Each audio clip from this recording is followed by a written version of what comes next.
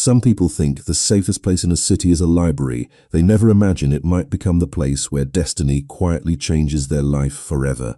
The public library on West 42nd Street always smelled faintly of old paper, polished wood, and rain carried inside on winter coats. By 9 o'clock every evening, the reading rooms emptied until only a handful of graduate students and exhausted professionals remained beneath the warm brass lamps. Charlotte Hayes had become one of the invisible regulars.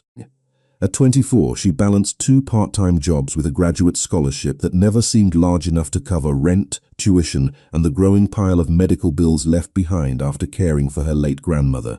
Every dollar mattered. Every hour mattered even more. That Thursday had begun before sunrise and stretched well past sunset. She stocked shelves at a neighborhood grocery store until noon, attended 3 university lectures, then hurried across Midtown to tutor high school students before racing to the library to finish an impossible research paper due the next morning. Coffee had long since stopped helping. The words on her laptop blurred together until every sentence looked exactly like the one before it. Outside, freezing rain painted silver streaks across the enormous windows, while the city softened beneath a blanket of mist. The librarian quietly announced that the building would close in 30 minutes. Charlotte promised herself she would leave after finishing one final chapter. Unfortunately for her, exhaustion had been waiting patiently all day. Her fingers loosened around the pen. Her forehead rested gently against folded arms. Within seconds, sleep claimed her completely. The library continued breathing around her. Rolling carts squeaked across polished floors. Someone returned a stack of history books. Somewhere upstairs, an elevator chimed before falling silent again. She never heard any of it. Less than a mile away, a black SUV eased through wet Manhattan streets without attracting attention despite the convoy surrounding it. Inside sat Rafael Marino, a man whose name rarely appeared in newspapers but traveled through whispered conversations among powerful people. His tailored charcoal overcoat looked untouched by the weather, yet the fatigue beneath his calm expression betrayed another sleepless week.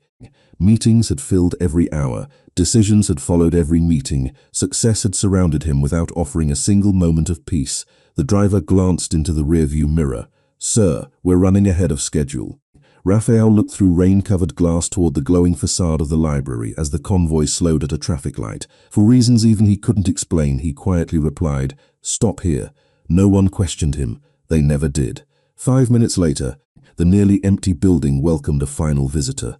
The night security guard recognized Raphael immediately, but wisely asked no questions after seeing the discreet credentials offered by one of the accompanying men.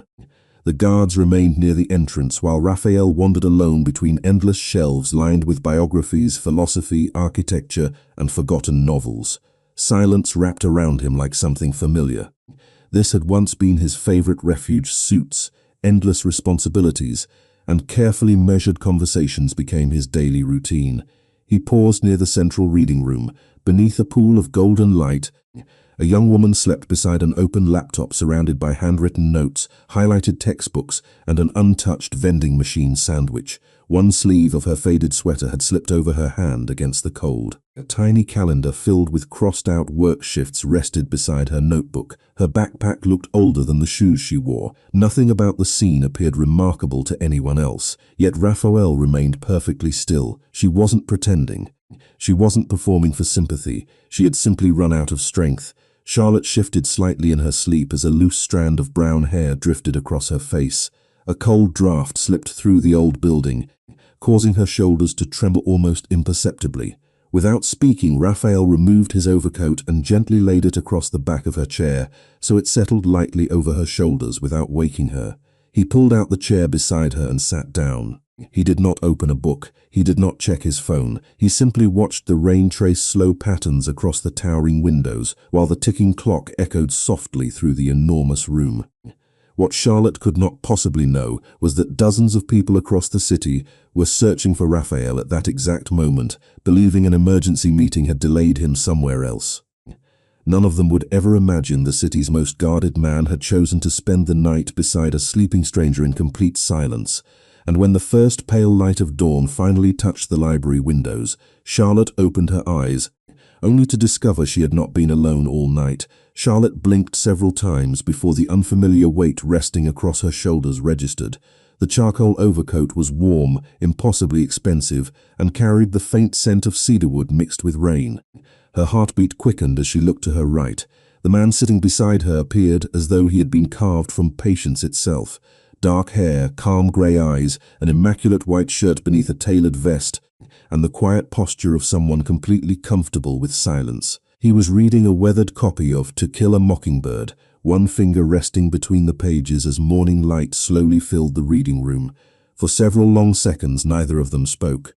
Charlotte glanced toward the antique clock mounted above the circulation desk and realized the library had not officially opened yet. Confusion settled over her face. "I am so sorry," she said quickly, standing so abruptly that the coat nearly slipped to the floor. "I must have fallen asleep. I did not mean to stay all night." The man rose just as calmly and caught the coat before it touched the polished wood. "You looked like someone who needed sleep more than another hour of studying," he answered. His voice was low and steady, carrying none of the judgment she expected. Charlotte accepted the coat with both hands, embarrassed by the realization that a complete stranger had witnessed her exhaustion. "Thank you for this." She gently folded it before offering it back. He accepted it with a slight nod. "Did you finish your paper?" She looked at the glowing laptop screen and laughed quietly despite herself. Apparently not. The unexpected sound surprised even her.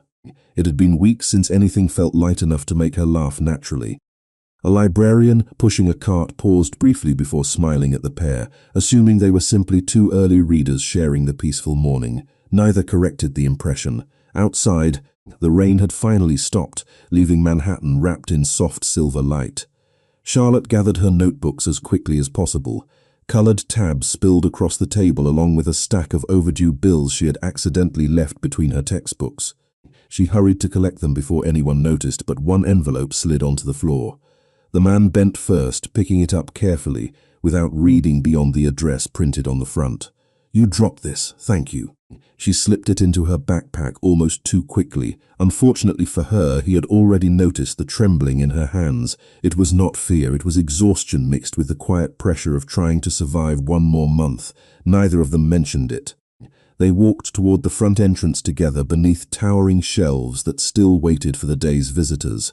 Near the exit, the security guard greeted the man with an unmistakable respect that caught Charlotte's attention. It was subtle. Too subtle for most people to notice. A small nod. A door opened before he reached it. The kind of courtesy reserved for someone important. She studied him for a moment, wondering whether he was a university professor, a judge, or perhaps the owner of one of the companies whose names decorated midtown skyscrapers. Whatever the answer was, he carried success without the need to display it. The revolving doors turned slowly as cold morning air welcomed the city back to life. Yellow taxis splashed through shallow puddles, while commuters hurried toward subway entrances carrying coffee cups larger than breakfast. Charlotte inhaled deeply. Reality returned immediately. She still had class in less than an hour. Her paper remained unfinished. Rent was due in 5 days. Life had not changed simply because had shown unexpected kindness. "Thank you again," she said sincerely. "Most people would have woken me up. Most people have forgotten how tired the world has become." The answer lingered between them. Before she could think of another response, a black sedan quietly pulled to the curb across the street. Another followed behind it. Charlotte assumed they belonged to a visiting executive staying at one of the nearby hotels. She never imagined they had arrived for the man standing beside her. Less than 50 feet away, a tall driver opened the rear passenger door but remained where he stood, waiting without impatience. The man glanced toward the cars, then back at Charlotte. "Try to eat something before your next class." She looked down at the untouched vending machine sandwich still sticking halfway out of her backpack and smiled awkwardly. "I guess I am easier to read than I thought. Only if someone is paying attention." He offered the faintest smile before stepping toward the waiting sedan. Charlotte watched him leave, still unaware of who he really was. She only knew that for one quiet night, a stranger had protected her rest without asking for anything in return. As the sedan disappeared into morning traffic, she turned toward the subway entrance, never noticing the second vehicle that remained parked on the opposite side of the street. Inside, another pair of observant eyes continued watching her long after she had vanished beneath the city, and the reason had nothing to do with coincidence. Charlotte spent the rest of the morning convincing herself that the encounter belonged in the same category as unexpected kindness from strangers, rare enough to remember but too unlikely to ever happen twice. By the time her afternoon seminar ended, the memory had already begun blending into the endless rhythm of assignments, work schedules, and overdue responsibilities. She stopped at a small coffee shop near campus, choosing the least expensive drink on the menu before opening her laptop once again. The research paper that had stolen an entire night from her was finally complete, yet relief never lasted long. Another assignment appeared in her online portal, another tuition reminder waited in her email, another shift began in less than 2 hours. The city never seemed to notice when someone was running on empty. Across Manhattan, Raphael stared through the windows of a conference room perched high above the skyline, while executives discussed numbers projected across enormous digital screens. Market trends, acquisitions, charitable foundations, construction permits, and investment forecasts filled the room with carefully measured voices. Raphael heard every word without truly listening. His attention drifted instead toward a simple image that refused to leave his mind. A young woman asleep over a pile of books, worn sneakers beneath a library table, fingers stained with blue ink. Bills hidden inside textbooks because there had been nowhere else to put them. One of his advisors noticed the silence. "Is something concerning you, sir?" Raphael looked away from the skyline. "No, continue." The meeting resumed, but the answer had not been entirely truthful. Less than a mile away, Charlotte hurried through crowded sidewalks toward the neighborhood community center where she tutored high school students 3 evenings every week. The building was old, its brick walls carrying decades of chipped paint and handwritten announcements taped beside classroom doors. She loved the place despite its imperfections because the students reminded her why education mattered. They laughed easily. They believed impossible dreams before adulthood taught them caution. During a short break, one of the younger girls looked up from her algebra worksheet. "Miss Hayes, when do you ever sleep?" Charlotte smiled while pretending to think. "Sundays sometimes." The classroom erupted with laughter. She laughed too, although everyone knew she had been joking only halfway. When the session ended after sunset, she stepped outside carrying 2 heavy canvas bags filled with borrowed teaching materials. The temperature had dropped sharply, wind pushed fallen leaves across the sidewalk while distant sirens echoed somewhere beyond the avenue. She adjusted the weight on her shoulder and started toward the subway station. Unfortunately for her, one of the canvas straps finally surrendered after months of use. It snapped without warning. Books spilled across the sidewalk, notebooks scattered into shallow puddles, and dozens of loose pages danced through the evening breeze. Charlotte sighed quietly before kneeling to gather everything as quickly as possible. Passing pedestrians apologized without stopping. Most were too busy rushing home. A pair of polished black shoes appeared beside one of the drifting notebooks. Someone bent down and caught 3 loose pages before they disappeared beneath a passing taxi. Charlotte looked up in disbelief. "You again?" Raphael held out the papers with the same calm expression she remembered from the library. "You seem to have difficult luck with books," she laughed despite herself. "Apparently they are trying to escape." Without another word, he helped gather every scattered notebook until the sidewalk looked orderly once more. Neither of them noticed the curious glance exchanged between 2 nearby security professionals standing half a block away. They remained distant enough to avoid attention while quietly observing the interaction. Charlotte secured the remaining books beneath one arm. "I never thanked you properly this morning." "You already did." "No, I was embarrassed. There is a difference." For the first time, a genuine smile softened Raphael's normally composed expression. It transformed him completely, replacing quiet authority with something unexpectedly human. "Then let me make it easier," he said. "Buy me a cup of coffee someday when your schedule finally allows you to breathe."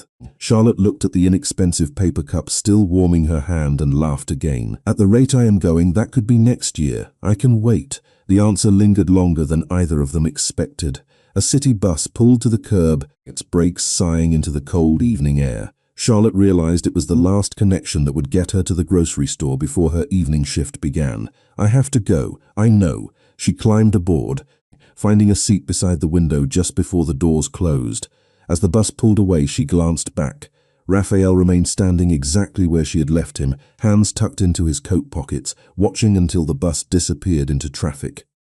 What Charlotte did not know was that a photograph taken from the opposite side of the street had already reached someone who paid close attention whenever Raphael unexpectedly changed his routine, and for the first time in years, people had begun asking a dangerous question. Who was the woman with the books? Charlotte tried not to think about the stranger with the quiet voice during the days that followed. But New York had an unusual way of placing certain memories in front of a person exactly when they were trying to move on. Every time she walked past the public library, she found herself glancing through the tall windows before continuing toward campus. Every time she passed a bookstore, she remembered the worn novel resting in his hands beneath the morning light. She still did not know his last name, what he did for a living, or why security guards seemed to recognize him without a single word being exchanged. She only knew he had appeared twice at moments when exhaustion had nearly overwhelmed her. Life, however, did not slow down simply because curiosity had entered it. Midterm exams arrived together with longer work shifts. The grocery store scheduled her for an extra weekend because 2 employees had called in sick. Her tutoring sessions grew busier as students prepared for college entrance exams. Sleep became something measured in scattered hours instead of full nights. On Saturday afternoon, after finishing another shift, Charlotte stopped by the library hoping to spend 2 uninterrupted hours studying before heading home. Every table in the main reading room was occupied. Students filled every corner, laptops glowing beneath warm brass lamps while whispered conversations floated between endless shelves. She wandered deeper into the building until she discovered a smaller research room overlooking Bryant Park. Only 3 people sat inside. Relief washed across her face as she settled into a chair beside the window. Outside, children chased pigeons across damp stone paths while early autumn sunlight filtered through yellow leaves. For the first time all week, the city seemed almost peaceful. Less than 10 blocks away, Raphael concluded another foundation meeting focused on educational grants for public schools and neighborhood literacy programs. The presentation had lasted nearly 3 hours, yet one particular proposal refused to leave his thoughts after everyone else departed. Funding for aging public libraries had been postponed once again because private donors preferred projects that attracted headlines instead of quiet community spaces. Raphael closed the folder slowly. "Reschedule my afternoon," he told his assistant. "Sir, you have 2 additional meetings. They can wait until Monday." 20 minutes later, he walked alone through the familiar entrance of the library. This time no convoy waited outside the front steps. Only one driver remained several blocks away to preserve the appearance of an ordinary visit. Raphael preferred it that way. Inside, librarians welcomed him with discreet smiles before returning to their work. He wandered through history, literature, and architecture without searching for anything specific. Or at least that was what he told himself. Unfortunately for him, destiny required very little encouragement. As he turned into the quiet research room overlooking the park, he immediately recognized the brown backpack resting beside a stack of textbooks. Charlotte sat only a few feet away, completely absorbed in handwritten notes spread across the table. A pencil rested between her lips while she searched through reference books with complete concentration. She had not noticed him. Raphael considered leaving without disturbing her, but a nearby librarian approached carrying a small cart. "Sir, the reading room will close for a private preservation inspection in 15 minutes. We will need everyone to relocate upstairs." Charlotte looked up, surprised. "Already?" she asked softly. "I finally found a quiet corner." The librarian apologized with an understanding smile. "I am afraid the maintenance team cannot postpone it." Charlotte sighed quietly before beginning the familiar routine of packing notebooks, charging cables, textbooks, colored pens, and folders into her aging backpack. Raphael stepped forward before she struggled with the heavy pile. "May I?" She looked up, recognition instantly replacing surprise. "You have excellent timing. That is becoming a habit." Together they carried the books toward the grand staircase leading to the upper reading hall. Sunlight poured through stained glass windows, painting shifting colors across marble floors as visitors moved quietly between shelves. Charlotte glanced sideways. "I still do not know your name." Raphael hesitated only briefly. "Raphael, just Raphael. For now," she smiled, sound with amused disbelief. "Or cautious." She laughed softly. "Fair enough, I am Charlotte. Although I guess you probably already remembered." I did. Something about the simple admission caught her off guard. It was not flirtation. It was spoken without performance. They reached the second floor. Row of empty tables overlooked the city skyline. Raphael placed the books gently beside an open chair before stepping back. "I will let you study." Charlotte looked at the mountain of textbooks, then back at him. "You still have that coffee waiting." His expression warmed almost imperceptibly. Only when you have time to enjoy it instead of surviving it. She nodded, unaware that 2 floors below. One quiet observer had already recognized Raphael from a recent newspaper photograph connected to one of the city's largest charitable organizations. The older man watched the pair disappear among the shelves, and a simple coincidence suddenly seemed far too deliberate to ignore. Charlotte remained at the second-floor table long after Raphael disappeared among the shelves, but the words inside her textbook refused to stay still. She read the same paragraph 4 times before finally closing the book with a quiet sigh. It was not because she had forgotten the theory she needed to memorize. It was because for the first time in months, someone had interrupted the endless rhythm of survival without expecting anything in return. The thought unsettled her more than she wanted to admit. Outside the tall windows, the afternoon faded into amber light as office workers crossed Bryant Park carrying briefcases and steaming coffee cups. She packed her notebooks just before closing time and hurried toward the subway, determined to put the unusual encounters behind her and return to the ordinary life she understood. Unfortunately, ordinary life had a habit of demanding more than she could give. Monday morning began with a message from the university financial office reminding students that tuition balances had to be resolved before final registration. Charlotte stared at the email while standing inside a crowded subway car, gripping the overhead rail as the train rattled beneath Manhattan. She already knew the amount. She had calculated it so many times that the numbers appeared in her mind before opening the statement. Even after scholarships, tutoring, grocery shifts, and every dollar she had saved, she was still short. Not by an impossible amount, but by enough to keep her awake at night. She slipped the phone back into her pocket before anyone nearby could notice the disappointment crossing her face. Less than 2 miles away, Raphael stood beside floor-to-ceiling windows overlooking the city while his foundation director presented the latest applications for educational assistance. Hundreds of requests filled the digital files, community centers needing repairs, libraries requesting updated technology, students asking for emergency grants after family hardships. Raphael listened carefully until one application stopped him. The supporting letter described a graduate student balancing multiple jobs while maintaining exceptional academic performance. Her name had already caught his attention before he reached the second line, Charlotte Hayes. He closed the folder without another word. "Who reviewed this application?" he asked quietly. "The committee has not reached it yet," the director answered. "There are several hundred ahead of it." Raphael nodded once. "Then let the committee continue exactly as planned."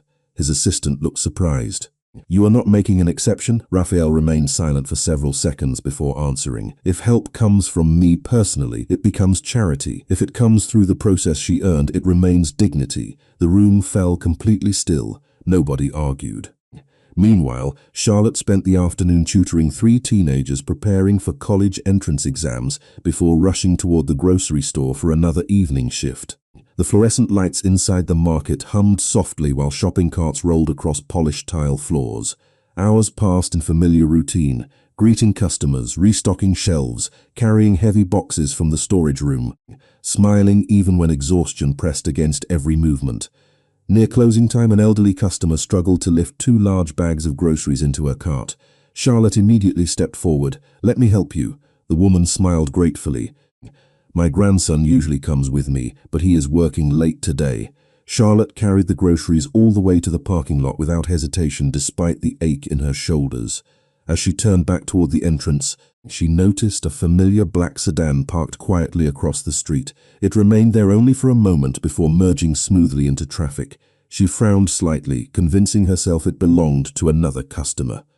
She never considered the possibility that someone had been ensuring she reached work safely after dark.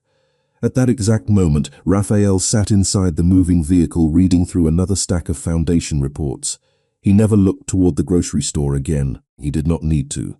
His security director broke the comfortable silence. "She follows the same schedule almost every day." Raphael continued reading. "Then make certain no one notices that anyone is watching." "Understood. And if she ever discovers it, everything stops immediately." The instruction was calm but absolute. Protection meant nothing if it became another burden. Late that evening, Charlotte finally stepped out of the grocery store carrying her worn backpack and a discounted loaf of bread she had purchased before closing. The sidewalks were nearly empty. Autumn air carried the scent of rain once again as she walked toward the subway station beneath glowing streetlights. She paused outside a bookstore to admire a novel displayed in the front window, smiling sadly before continuing on because buying it simply was not possible. Less than 30 seconds after she disappeared around the corner, someone quietly entered the bookstore, purchased the novel, and left without requesting gift wrapping or a receipt. Charlotte would not discover until the following afternoon that a single package had been waiting for her at the university library circulation desk with no sender's name, only a handwritten note inside that read, "Every hard-working student deserves at least one book chosen simply because they want to read it." Charlotte stared at the brown paper package for nearly a full minute before touching it. The circulation librarian smiled from behind the desk. "It has been waiting for you since this morning." There was no return address, no company logo, no receipt tucked inside the wrapping. Only the hardcover novel she had admired through the bookstore window the night before, and a single handwritten sentence resting between the first two pages. "Every hard-working student deserves at least one book chosen simply because they want to read it." She read the note twice before carefully closing the cover.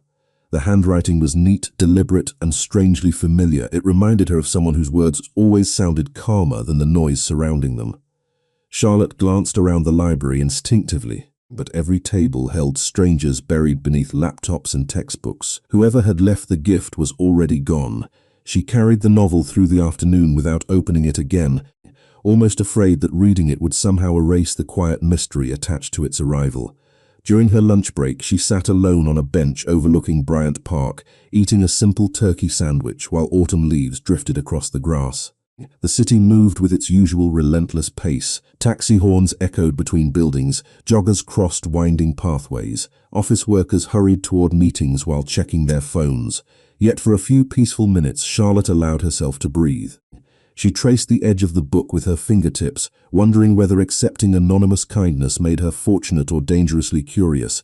Less than half a mile away, Raphael stepped out of another meeting surrounded by men discussing contracts, timelines, and charitable initiatives. Their conversation faded into the background as his assistant quietly approached. The package was delivered exactly as requested. Raphael nodded once without breaking stride. "Did anyone identify the sender?" "No, sir." The librarian followed every instruction. Raphael offered no further comment. He had never intended the gift to create a debt. He simply believed that people carrying impossible responsibilities deserved occasional reminders that the world had not completely forgotten generosity. Unfortunately for him, someone else had begun noticing the pattern. Inside the rear vehicle, traveling several blocks behind his own, a security specialist reviewed surveillance reports from the previous week. "She has crossed paths with him 4 times now," one man observed. "Too many to remain coincidence." Another closed the folder thoughtfully. The answer arrived almost immediately through Raphael's earpiece after he overheard the conversation. "No, she changes nothing. Her life continues exactly as it has. If anyone interferes with her routine, they answer to me." Silence followed. No one questioned the instruction. That evening, Charlotte finished tutoring before walking toward the subway with the gifted novel tucked safely inside her backpack. Rain threatened again, coating the sidewalks with a thin silver sheen beneath glowing streetlights. Halfway to the station, she noticed a community book drive collecting donations outside a neighborhood church. Volunteers sorted worn paperbacks into cardboard boxes, while children proudly carried stacks almost as tall as themselves. Charlotte stopped without thinking. She looked down at the novel in her hands, then back toward the growing collection. For one brief moment, she considered placing it into the donation box so another student could enjoy it. Instead, she smiled softly and reached into her backpack for 2 textbooks she had already completed the previous semester. "These help me a great deal," she told the volunteer. "Maybe they can help someone else now." The elderly volunteer accepted them gratefully. Kindness always travels farther than we expect. Charlotte thanked her before continuing toward the subway, never realizing that someone across the street had witnessed the entire exchange. Raphael remained inside the parked sedan, watching through rain-speckled glass. She had been given something she could barely afford for herself, and her first instinct had still been to help someone else. He found himself smiling before looking away. "Take us home," he said quietly. The driver started the engine. At that exact moment, another vehicle pulled into the space they had just left. A middle-aged man stepped out carrying a camera with a long lens. He scanned the sidewalk where Charlotte had disappeared beneath the subway entrance before turning toward the departing sedan. He managed only a single distant photograph before both subjects vanished into Manhattan traffic, but by the time he reviewed the image later that night, one detail immediately caught his attention. The woman had been carrying the same distinctive brown paper package that had been purchased from the bookstore only 24 hours earlier, and someone with powerful connections was beginning to wonder why Rafael Marino suddenly seemed interested in the life of an ordinary graduate student. Charlotte convinced herself that the anonymous gift had been a coincidence, even though every instinct whispered otherwise. She tucked the handwritten note inside the back cover of the novel and returned to the only routine she trusted. Classes before noon, tutoring in the afternoon, grocery shifts in the evening. Library whenever there was enough energy left to keep reading, yet something subtle had changed. The city no longer felt entirely indifferent. Somewhere within millions of strangers, one person had noticed how hard she was trying. That thought lingered quietly in the corners of her mind. 3 days later, the university announced its annual scholarship recognition reception, an event honoring students, faculty, and private donors who supported educational programs throughout New York. Charlotte almost ignored the invitation. Formal events required clothes she did not own, and free evenings she rarely had. Her academic advisor stopped her outside a lecture hall before she could decline. "Miss Hayes, your research ranked among the highest in the department. You earned your invitation. Please come." She hesitated before finally agreeing. The reception occupied the grand hall of a historic Manhattan University building, where marble columns reflected warm chandelier light across polished floors. Students wore pressed suits and elegant dresses while professors greeted alumni returning from successful careers. Charlotte borrowed a navy blue dress from her closest classmate and arrived feeling painfully aware that nearly everyone else belonged to a different world. She stayed close to the refreshment table, hoping to congratulate her professors quietly before slipping home unnoticed. Unfortunately for her, destiny had chosen another plan. At the opposite end of the ballroom, university officials welcomed several major philanthropic partners whose donations had funded scholarships, research grants, and library renovations across the city. Cameras flashed politely as names were announced. Charlotte barely listened. The master of ceremonies smiled toward the entrance. "Please welcome the chairman of the Marino Educational Foundation, Mr. Rafael Marino." The room responded with immediate applause. Charlotte slowly turned toward the entrance. Time seemed to lose its ordinary rhythm. The same calm grey eyes, the same measured steps, the same quiet expression she had seen beneath library lights and rainy sidewalks. Only now he wore a perfectly tailored tuxedo, while university trustees, business leaders, and respected educators greeted him with unmistakable admiration. No one introduced him as a businessman alone. No one mentioned the whispered influence surrounding his name beyond charitable work. To everyone present, Rafael Marino represented one of the city's most generous benefactors. Charlotte stood completely still as fragments of recent weeks rearranged themselves inside her mind. The security guards, the waiting sedans, the effortless respect shown by strangers, the anonymous gift. Suddenly every unexplained detail found its place. Less than 20 feet away, Rafael noticed her almost immediately. Surprise crossed his face only for a fraction of a second before his familiar calm returned. He excused himself from the small group surrounding him and walked toward her without hesitation. "Good evening, Charlotte." She looked at him with equal parts disbelief and amusement. "You forgot to mention one very important detail." A faint smile appeared. "You never asked." She folded her arms gently. "I asked for your name, and I answered honestly, only half honestly." Her words carried no anger, only quiet curiosity. Raphael accepted the observation with a slight nod. "That is fair." Before either of them could continue, approached with unmistakable excitement. "Miss Hayes, I see you have already met Mr. Marino." Charlotte searched for an appropriate answer. "Apparently, I have." The professor beamed. His foundation restored 3 university libraries over the past decade and funds dozens of graduate scholarships every year. Charlotte glanced back toward Raphael. "Including emergency grants?" she asked carefully. Raphael held her gaze for one thoughtful moment. "Including those." She wanted to ask about the novel, about the handwritten note, about the strange series of impossible coincidences that had quietly connected their lives. Instead, she simply said, "Thank you for believing libraries are worth saving." Something softened behind Raphael's composed expression. Some of the most important conversations in life begin in places where everyone is expected to whisper. Before Charlotte could respond, photographers called Raphael back toward the stage for another presentation. He inclined his head politely before returning to the waiting audience.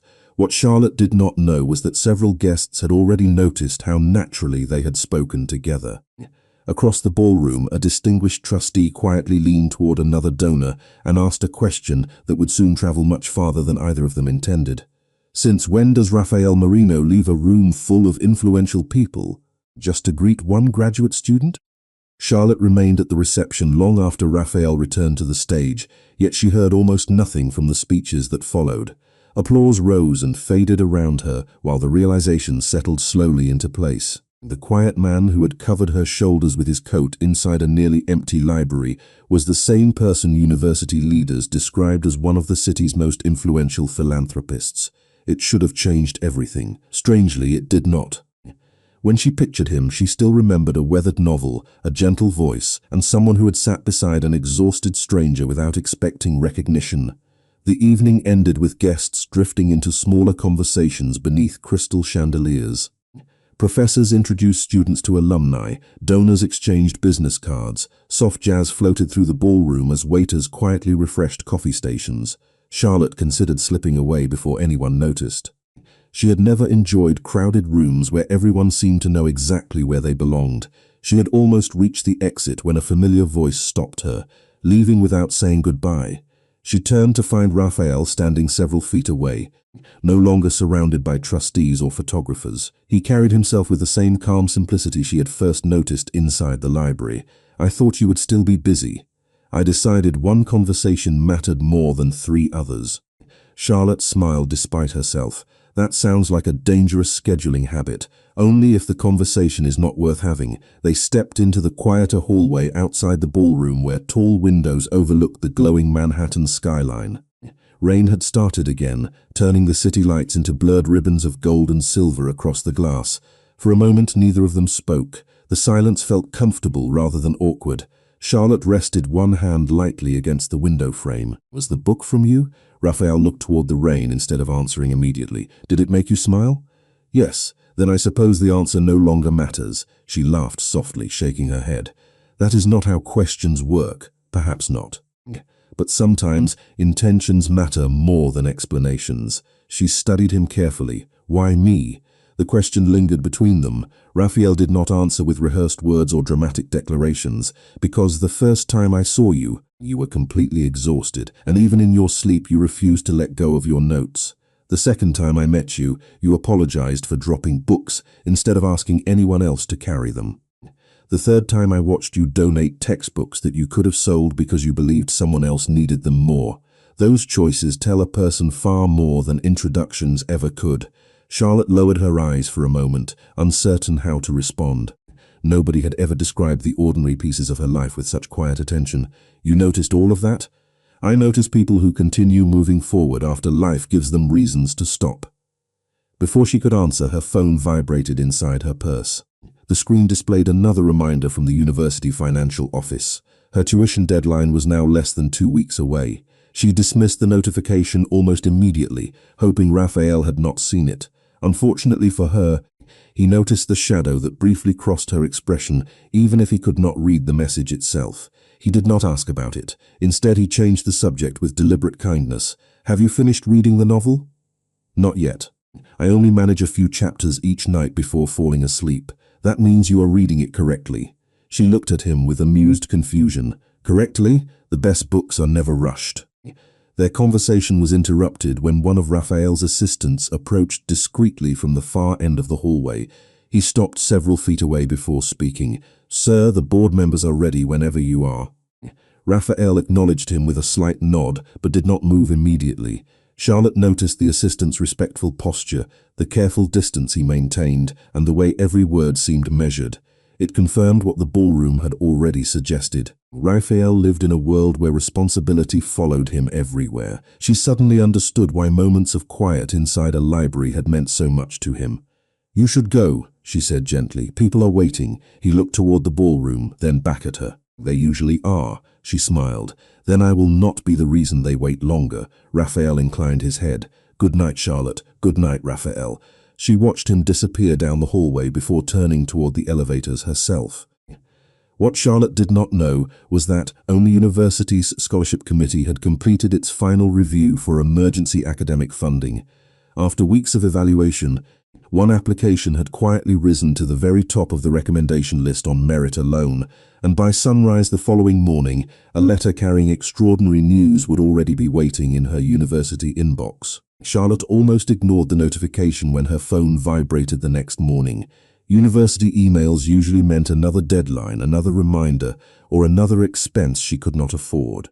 Standing near the entrance of the campus library with a paper cup of coffee warming her hands against the crisp autumn air, she opened the message without much hope. The words blurred for a moment before her eyes adjusted. Congratulations. The Scholarship Review Committee is pleased to inform you that your application for emergency academic assistance has been approved in full. She read the first sentence again, then a third time. The amount listed below covered every remaining tuition payment for the academic year. Her knees felt unexpectedly weak, forcing her onto the nearest stone bench beneath a maple tree whose leaves glowed bright gold in the morning sun. Students hurried around her, carrying backpacks and laptops, completely unaware that one ordinary email had quietly changed the direction of someone else's life. Charlotte closed her eyes and released a slow breath she felt she had been holding for months. For the first time since beginning graduate school, she could think about learning instead of surviving. She whispered a quiet thank you to no one in particular before gathering herself and walking toward her first lecture with a lighter step than she had known in years. Less than 3 miles away, Raphael finished reviewing quarterly reports inside his office overlooking the Hudson River. His assistant entered carrying another folder. The university called this morning. They wanted to express appreciation for the Foundation's continued partnership. Raphael nodded. Did they mention the scholarship committee? Only that this year's recipients were finalized. Raphael closed the report in front of him. Good. His assistant hesitated before asking, "Would you like to know whether Miss Hayes received assistance?" Raphael looked out toward the river where ferries crossed the water beneath pale blue skies. No. The assistant seemed surprised. Raphael answered before another question could be asked. If she earned it, the committee made the right decision. If she did not, then I have no right to interfere with a process designed to protect fairness. The conversation ended there. What Raphael did not know was that Charlotte had indeed earned every dollar through merit, perseverance, and recommendations written by professors who admired her determination long before anyone else noticed it. That afternoon, Charlotte visited the financial aid office, carrying the approval letter folded carefully inside a notebook. The counselor behind the desk smiled warmly after confirming the paperwork. Everything has already been processed. You are officially cleared for registration next semester. Charlotte laughed softly, unable to hide her relief. I do not think I have ever heard better words. Then promise me something, the counselor replied. When you graduate, remember how this moment feels. Someday another student will need encouragement from someone who understands. Charlotte nodded without hesitation. I promise. She left the administration building beneath clear skies that made the entire campus seem brighter than usual. Instead of rushing directly to work, she allowed herself one small celebration. She walked into the same bookstore where she had admired the novel weeks earlier. This time she did not browse the shelves with quiet longing. She purchased a simple hardcover journal bound in dark blue leather, nothing extravagant. Just something that belonged entirely to her. The cashier slipped it into a paper bag before wishing her luck with graduate school. Charlotte smiled all the way back to the library. Unfortunately for her, destiny was already waiting inside. Raphael had arrived less than 10 minutes earlier for a scheduled meeting with the library director regarding future restoration projects. The discussion concluded quickly, but instead of leaving immediately, he wandered toward the reading rooms almost out of habit. As he turned a familiar corner, he saw Charlotte sitting beside the same window where they had first spoken after the preservation inspection. Sunlight spilled across the table as she opened the new journal and carefully wrote the date across the first page. She paused for several seconds before adding one simple sentence beneath it. Today I stopped being afraid that I would have to leave school. Raphael remained several feet away, unseen behind a row of shelves. He never read another word. Quietly, he stepped back before she noticed him. Some victories deserved privacy. As he reached the staircase leading toward the exit, Charlotte looked up for reasons she could not explain. She caught only the briefest glimpse of a familiar charcoal overcoat disappearing beyond the shelves. She smiled to herself without calling out his name. Somehow she knew they would meet again soon. Neither of them realized that the elderly librarian who had witnessed every one of their unexpected encounters was watching from the circulation desk with a thoughtful expression, already convinced that the city's quietest love story had begun long before either heart was willing to admit it.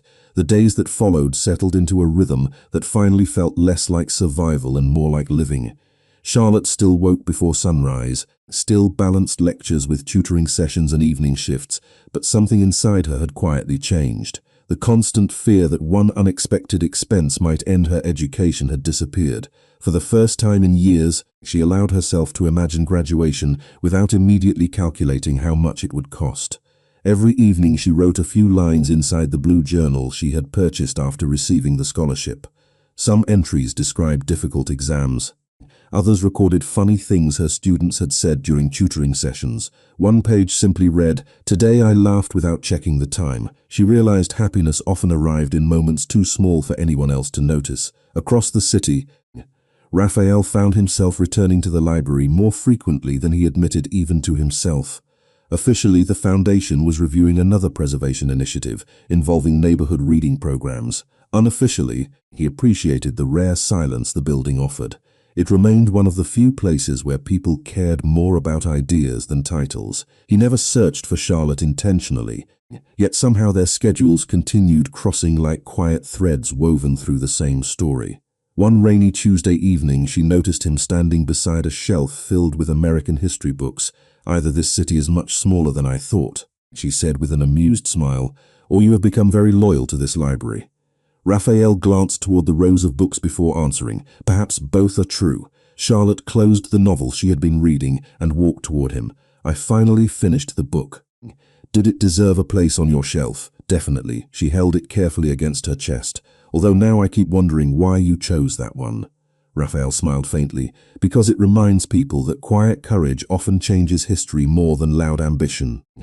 Charlotte considered the answer for a moment. "You always answer questions differently than everyone else. That usually means I have spent too much time around board meetings." She laughed, and the sound echoed softly between the shelves. The elderly librarian looked up from the circulation desk with a knowing smile before returning to cataloguing returned books.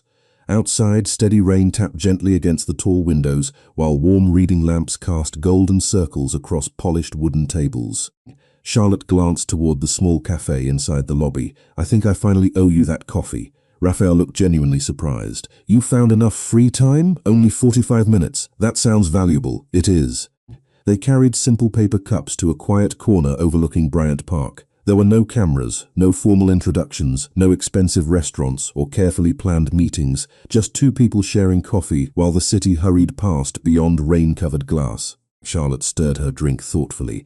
"Can I ask you something? You usually do. Why libraries?" Raphael rested both hands around the warm cup before answering. "When I was a teenager, there was one librarian who believed I could become someone better than the circumstances surrounding my life. She never asked for anything in return. She simply kept recommending books until I started believing my future could be written differently." Charlotte listened without interrupting. It was the most personal thing he had ever shared. "So every library you help preserve is my way of thanking someone who will never ask for recognition." Charlotte lowered her eyes briefly before smiling. "Then I think she would be proud of you." Raphael did not answer immediately. Instead, he looked toward the rain sliding slowly down the glass. "I hope so." At that exact moment, less than a block away, a journalist preparing a feature on educational philanthropy entered the library hoping to request a future interview with Raphael Marino. He paused near the entrance after recognizing the foundation chairman, seated quietly beside an unfamiliar young woman, both of them laughing over inexpensive coffee instead of discussing business. The journalist chose not to interrupt. Instead, he quietly turned around and left the building. Some stories, he decided, deserved privacy. Neither Charlotte nor Raphael ever knew he had been there. As closing time approached, the librarian announced the final 15 minutes before the building would close. Charlotte gathered her notebook while Raphael collected the empty coffee cups. They walked together toward the front entrance where cold evening air greeted them beneath glowing streetlights. Rain had finally stopped, leaving the sidewalks shimmering beneath reflections of Manhattan lights. Charlotte smiled as they reached the steps.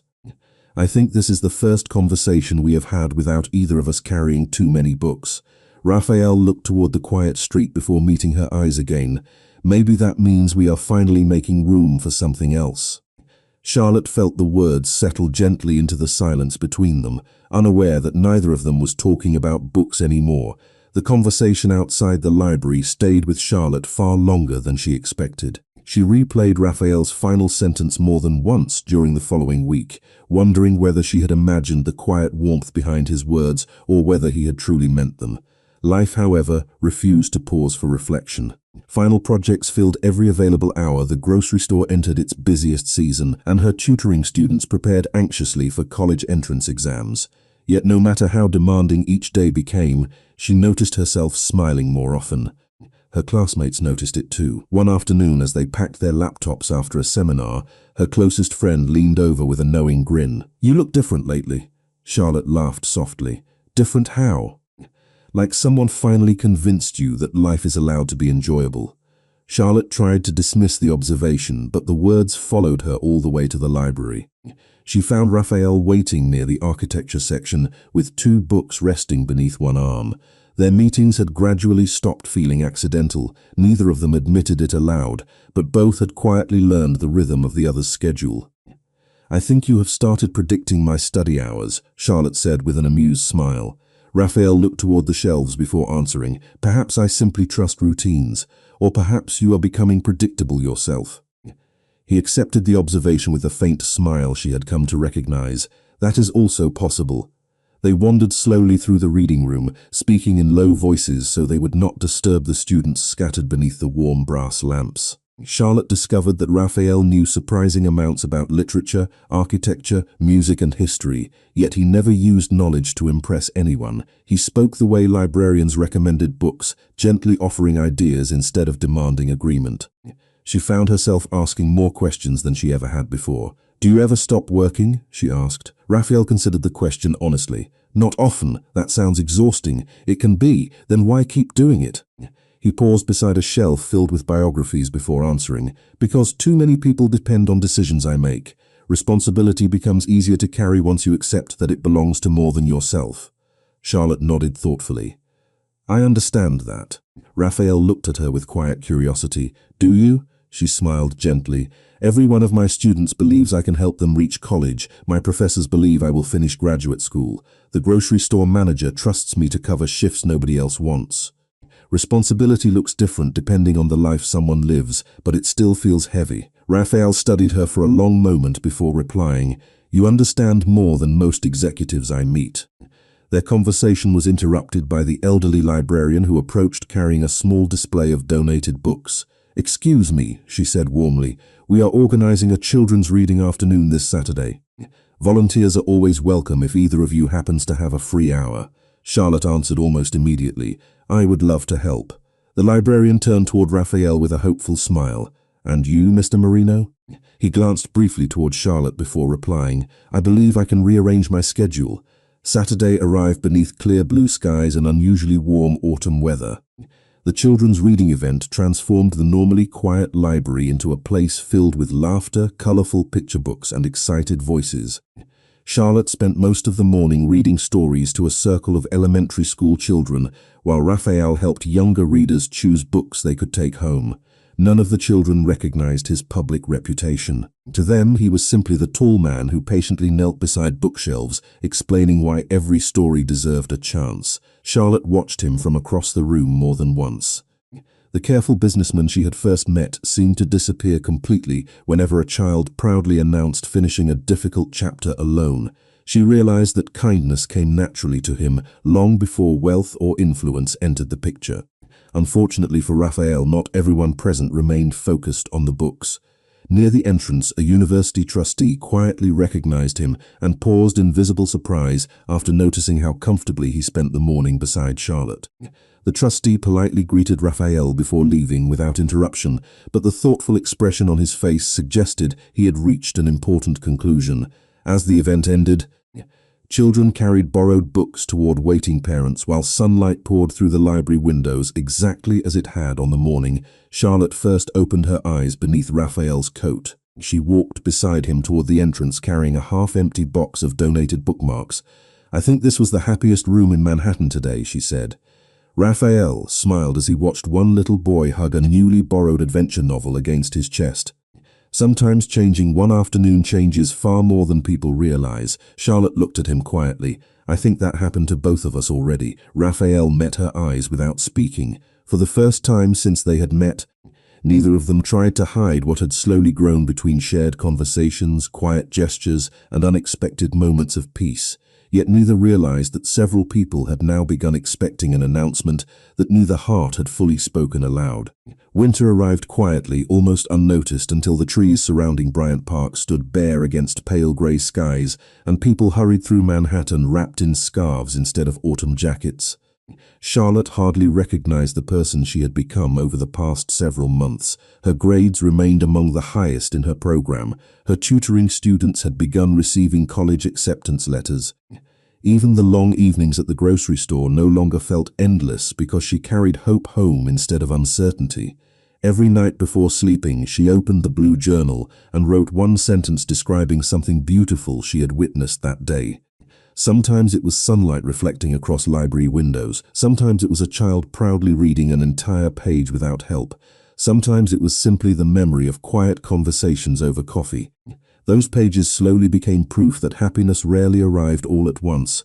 It gathered itself through ordinary moments until one day life looked completely different.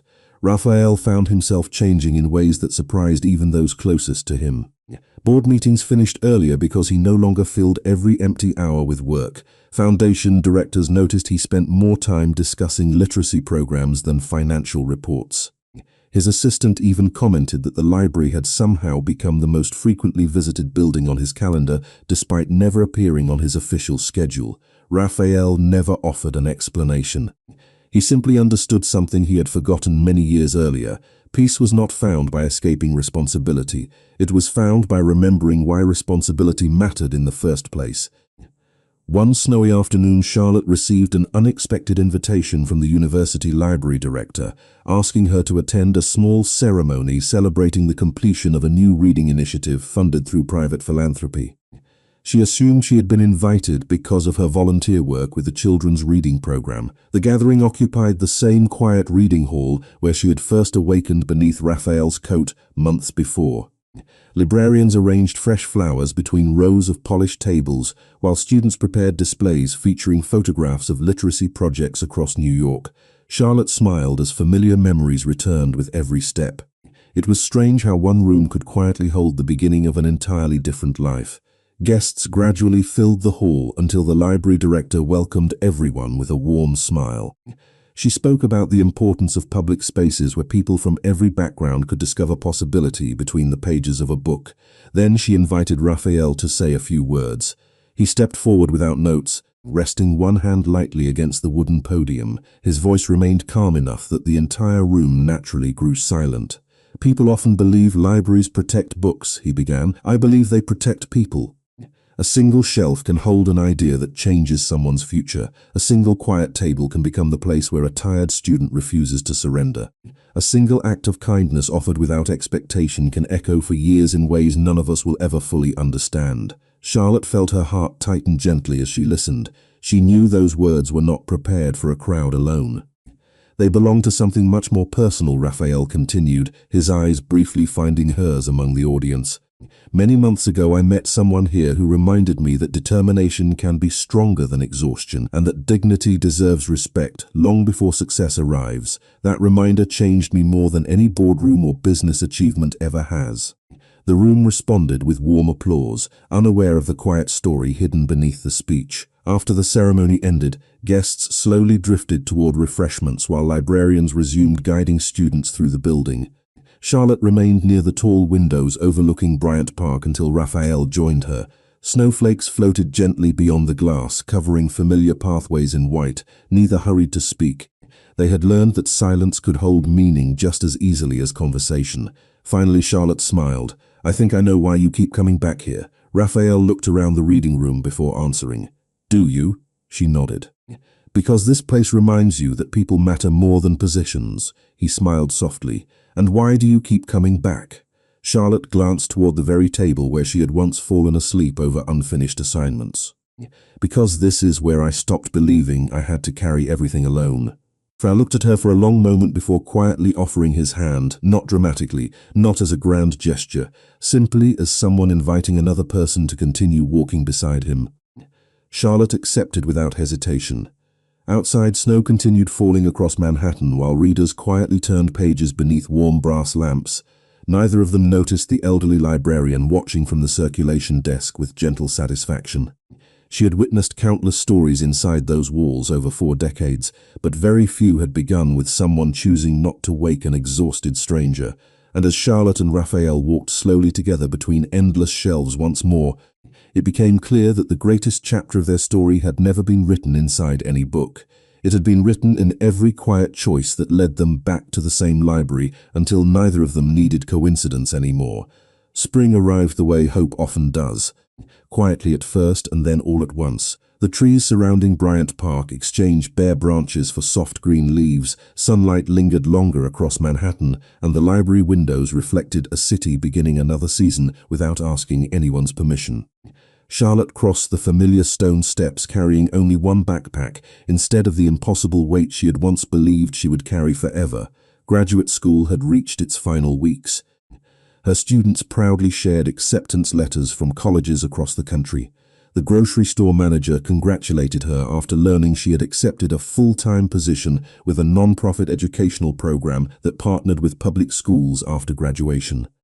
Life had not become perfect, it had simply become possible. That difference meant everything. Raphael continued balancing board meetings, foundation projects, and responsibilities that stretched far beyond anything Charlotte fully understood.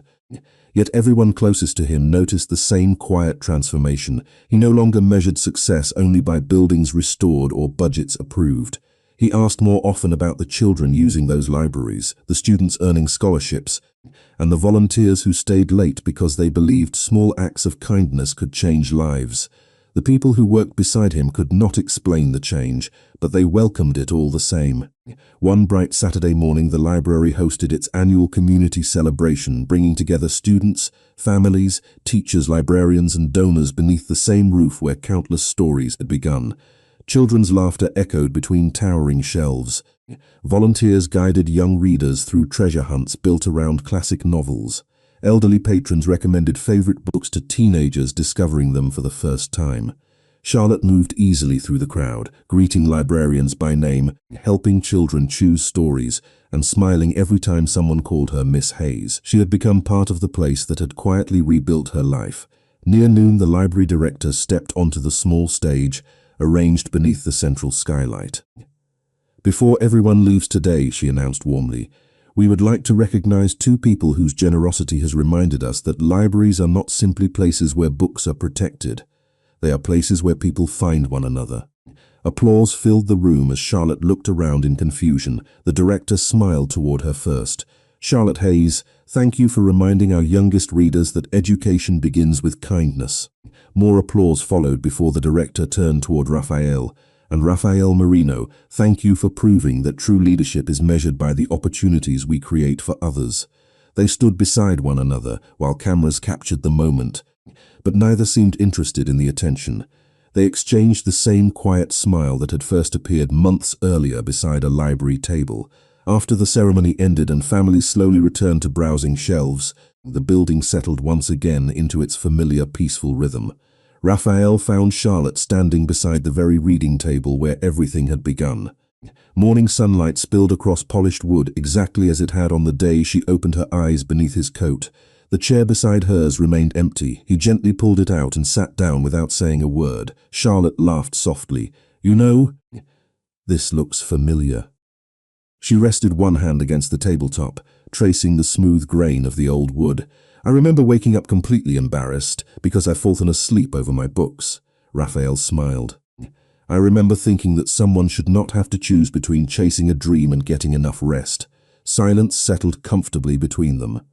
Outside the windows, readers crossed the park carrying borrowed novels while children chased one another beneath newly blossoming trees. Charlotte finally looked toward Raphael with the same honesty that had quietly grown between them over the passing seasons. "You changed my life," she said. He shook his head gently. You changed your own life. I only happened to arrive before you woke up. She smiled, her eyes reflecting both gratitude and quiet certainty. Then thank you for staying. Raphael reached across the table and took her hand with the same calm confidence that had always defined him. I think I have been staying ever since. There was no dramatic declaration, no audience waiting for applause. No promise that life would never become difficult again. Only two people who understood that love sometimes begins with patience instead of pursuit, with presence instead of perfection, and with someone choosing to remain beside another person through the ordinary moments that everyone else overlooks. The elderly librarian glanced toward them from the circulation desk before quietly returning another stack of books to the shelves. She smiled to herself because she had witnessed the entire story from the beginning. Not the speeches, not the recognition, not the successful careers that would follow. She remembered only one exhausted graduate student asleep beneath warm library lights, and one quiet man who had decided that waking her could wait until morning. And as sunlight filled the reading room once again, the same table that had once held unfinished assignments now held two joined hands, proving that sometimes the greatest love stories begin with nothing more extraordinary than kindness offered in complete silence.